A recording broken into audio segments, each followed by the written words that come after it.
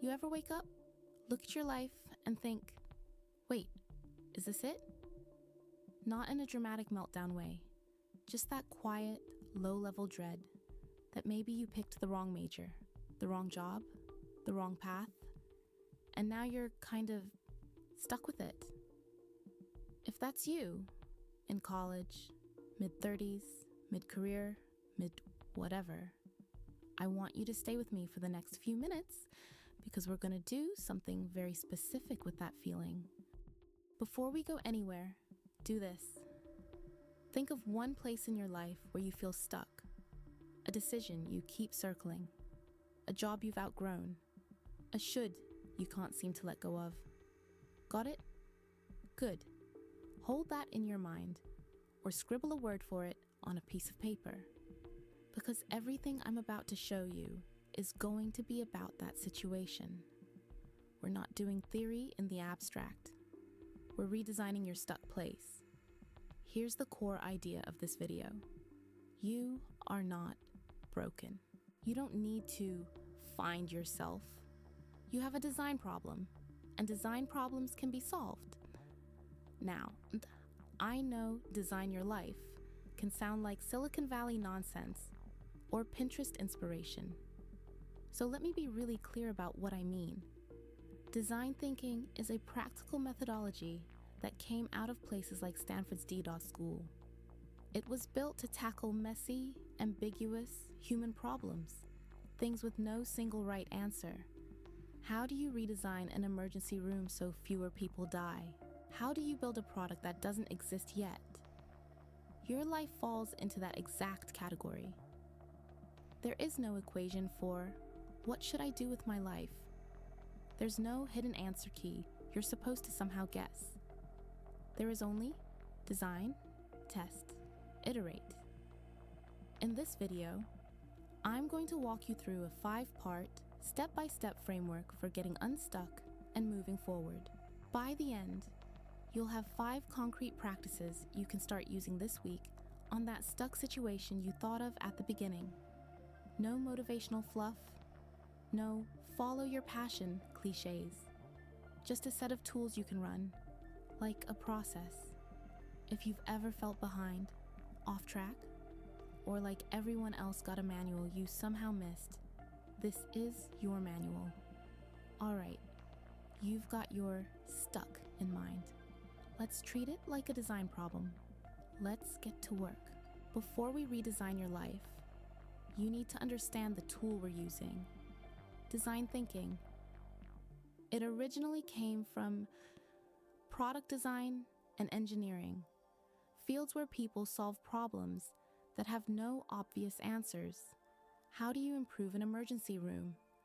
How do you create a product that's never existed? These are wicked problems. Complex, human-centered, and unsolvable with a formula. Your life is exactly that kind of problem. What should I do with my life?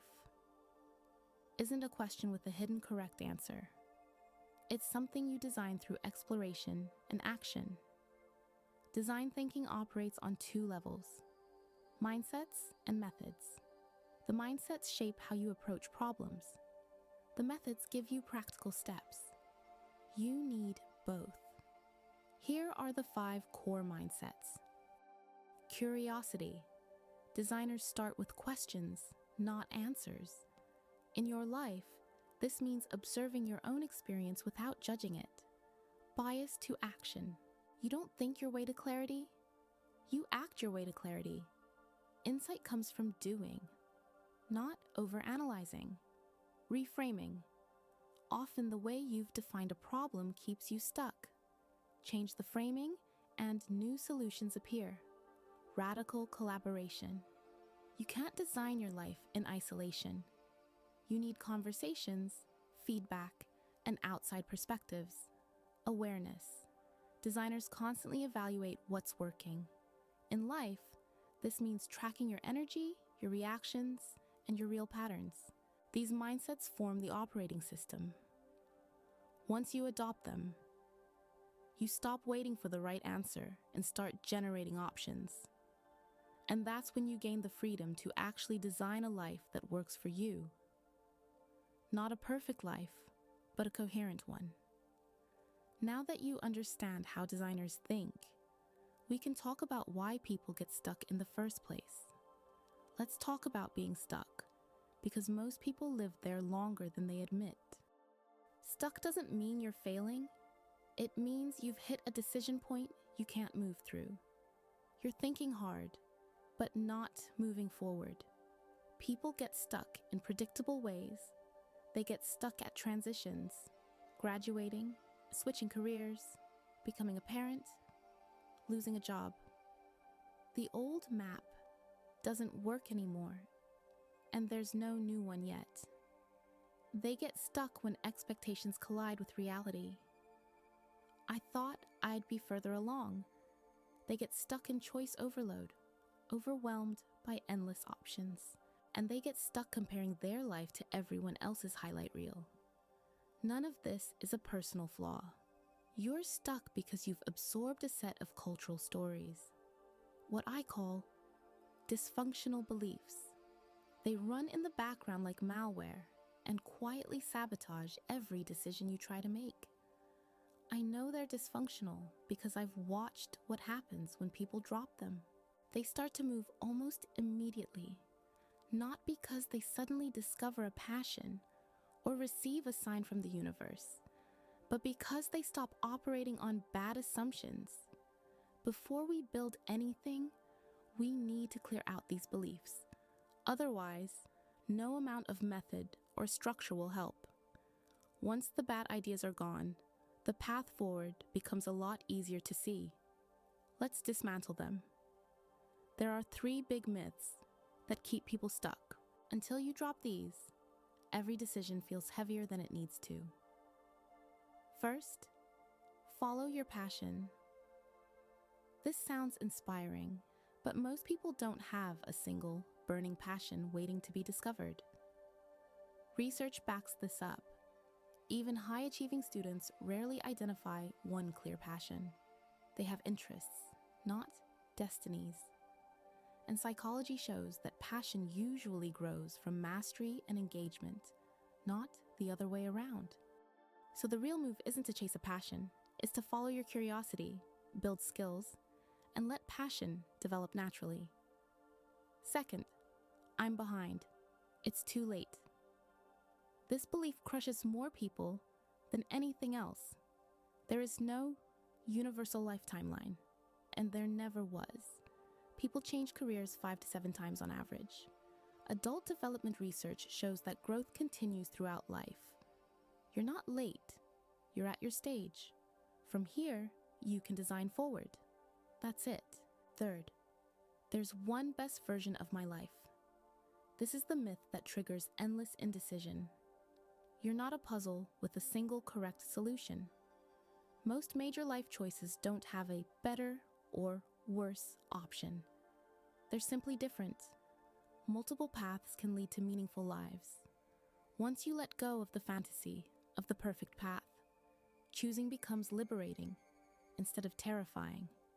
These beliefs, passion as destiny, being behind, and the one perfect life, don't help you make decisions. They freeze you.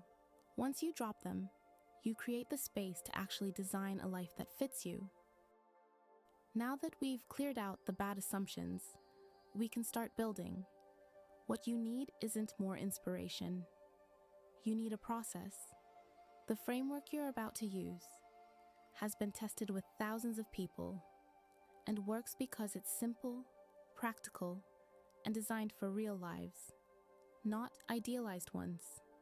Here's the roadmap. Connect the dots. You'll clarify what work is for and what life is for, so your decisions stop feeling random. Identify gravity problems. You'll separate the things you can change from the things you must design around. Create Odyssey plans. You'll design 3 completely different 5-year paths to break the illusion of one correct future. Prototype. Instead of guessing, you'll run small tests, conversations, and experiences to gather real data, Make a decision using a structured process. No more agonizing over the perfect choice.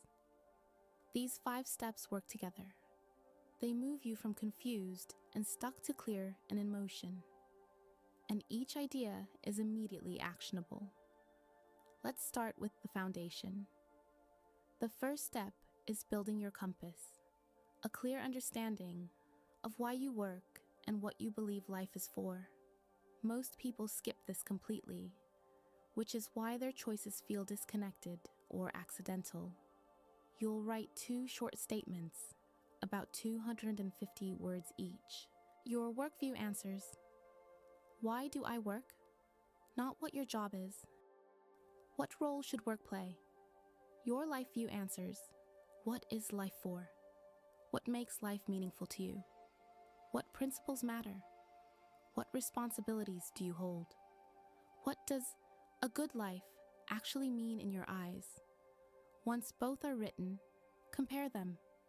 Do they line up, or do they pull in different directions?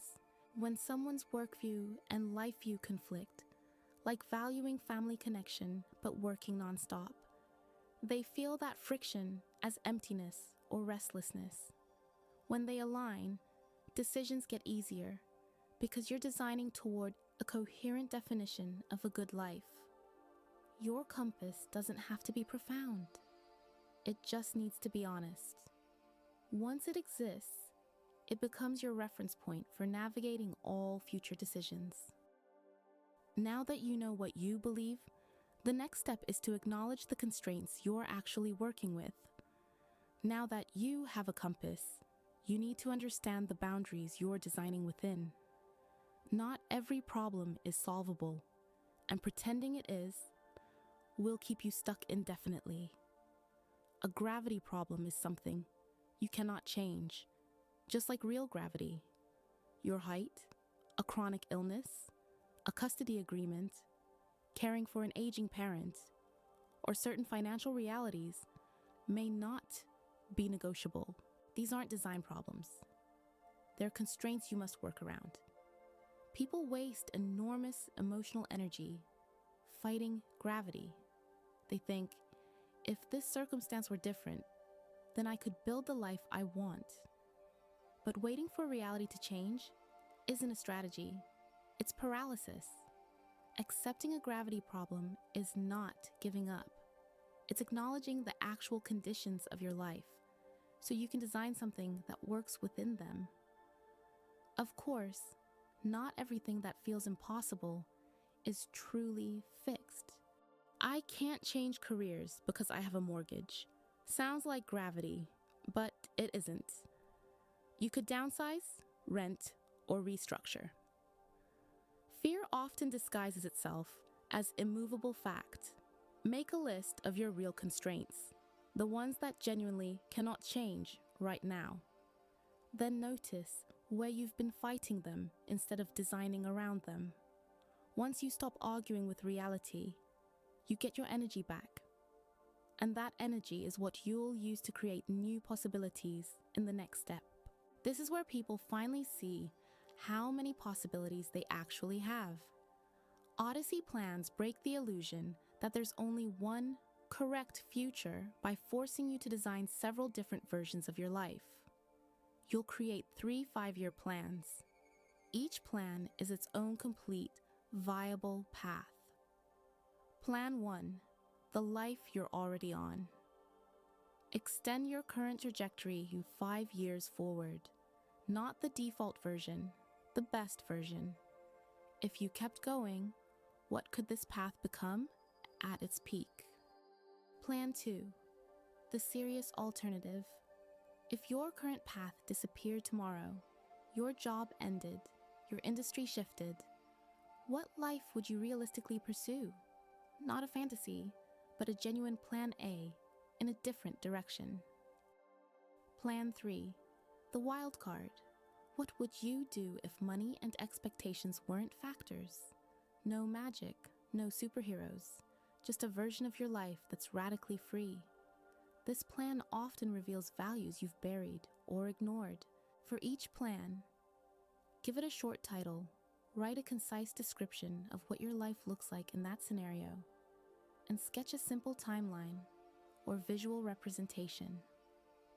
Make each plan feel real enough that you can imagine living it. Don't evaluate them yet. The power of Odyssey plans comes from generating options without judgment.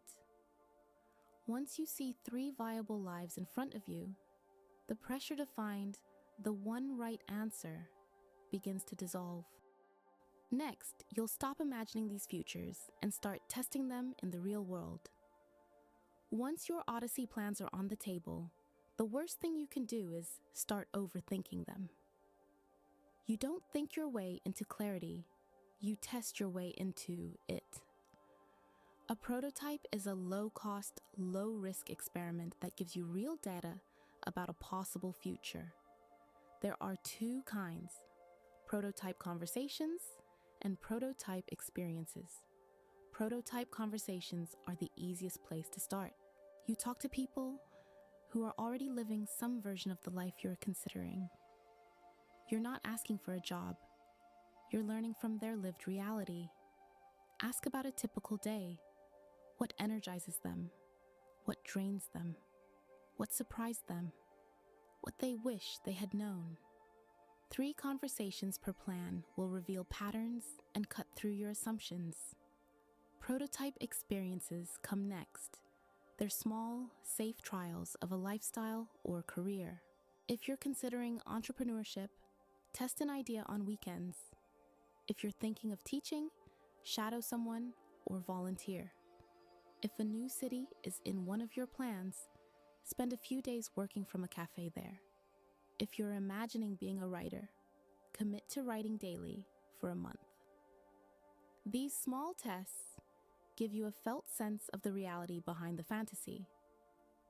Prototypes also create unexpected benefits, new insights, new connections, and new directions you never would have seen by thinking alone. Motion generates clarity. Once you've run your prototypes, you'll have real data, not guesses, about which paths fit you. And that prepares you for the final step, choosing. After you've prototyped your options, it's time to decide. This is where many people freeze, not because they lack information, but because they fear choosing wrong. A simple 4-stage process removes that pressure. Stage 1, gather. Everything you've done so far, Odyssey plans, conversations, experiences, is data gathering. You stay in this stage until you're no longer learning anything new. Once the patterns repeat, you're ready to move on. Stage 2, narrow.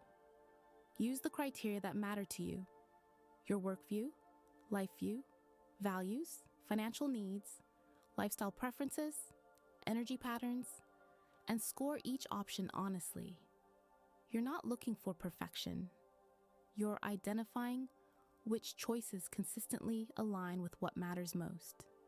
This usually narrows the field to 2 or 3 real contenders. Stage 3, choose. At some point, logic can't make the decision for you. Many good lives are possible, and they are often on a par. Different, but equal in value, so you choose the one you want to put your energy behind. A coin flip can help surface your gut reaction. Notice whether you feel relief or disappointment when it lands. That reaction is data, but ultimately, you must commit. Stage 4, let go. This is the step people skip, and skipping it keeps them miserable. Once you choose, you close the other doors. You stop revisiting what if. You tell your brain the decision is made. Some people write a note to themselves explaining why they chose this path, or they put the other plans away. The method doesn't matter. What matters is signaling commitment. Choosing isn't about predicting the perfect future. It's about selecting a path and making it work through focus, effort, and design. Once you commit fully, momentum takes over. Now you're ready to build the life you chose. You now have a complete process to get unstuck. Build your compass, identify your real constraints, design multiple futures, prototype them, and make a grounded decision. But none of it matters unless you actually do something. The people who transform their lives aren't the ones with the most talent or the clearest plan. They're the ones who take the first small step. They write their workview. They reach out for one conversation. They test one idea. Action, not clarity, creates movement. So choose one small thing you'll do this week. Not someday. This week. Write a 250-word statement. Sketch one Odyssey plan. Reach out to someone who's living a life you're curious about. Run a tiny prototype. Every meaningful life is built one small step at a time. Start now. You're not stuck. You're designing.